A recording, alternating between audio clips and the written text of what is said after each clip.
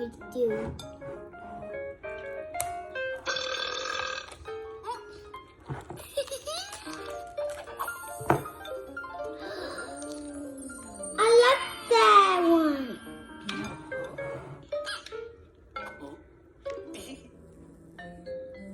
love that one.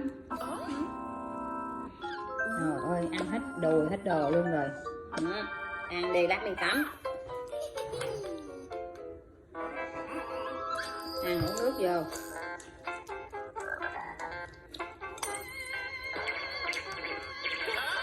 Cầm cái đùi này ăn nè. Thấy ăn hết cái đùi này nghe không?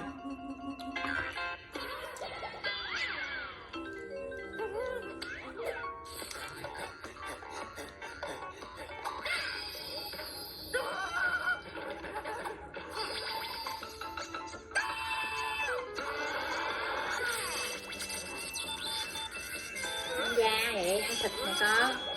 Ăn thịt nữa, ăn luôn cái thịt này mới ngon. Đó, có thịt cái da luôn.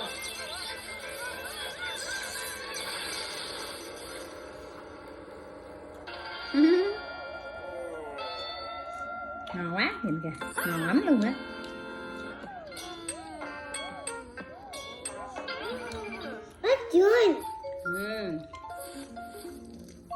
Nè, ăn cái này nè, vừa thịt vừa da luôn nè.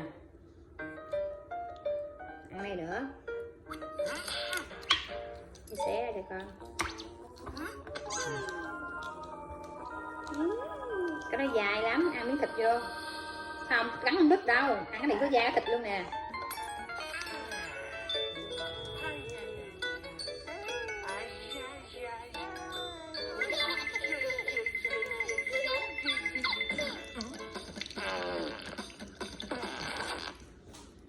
Đây.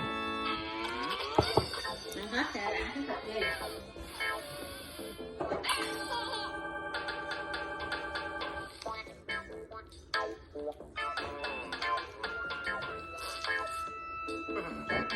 Thấy la mami à?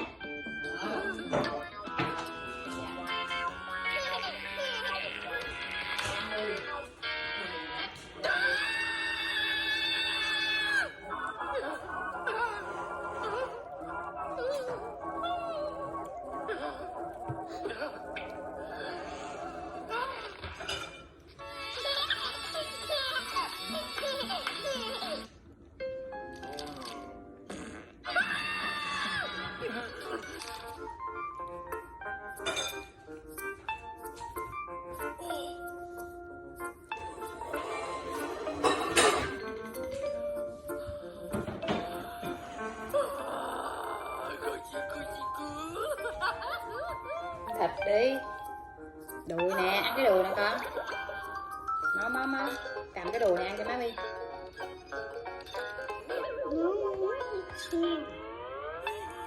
Cái da không mà. Má gặm xương cái da hả? Ăn giống người lớn. Ăn xương cái da. Ồ, vậy hả? Nè nè. Trời vậy luôn á hả? Ăn đi. Again. No. Ăn thịt đi con. Ăn bye bye đi. Bye bye. Ở đây. Ở đây nữa.